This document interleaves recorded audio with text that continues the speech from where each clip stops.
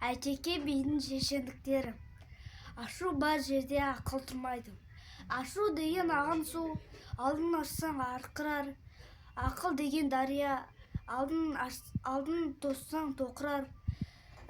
Кісіге бірге тоспау керек, туысқан соң сөз қоспау керек. Сөз қуған пәлеге жолығады, жол қуған олжаға жолығады. Ағасы келсе ардақтап атын байлағандай, қонағы келсе құрметтеп жайлағандай. Тындырым денісі болса, қанат құйрығы сай болып.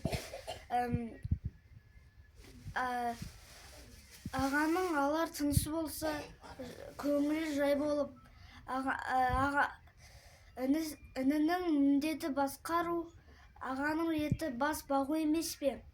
Екі адам керіссе, оның арты қызыл шу.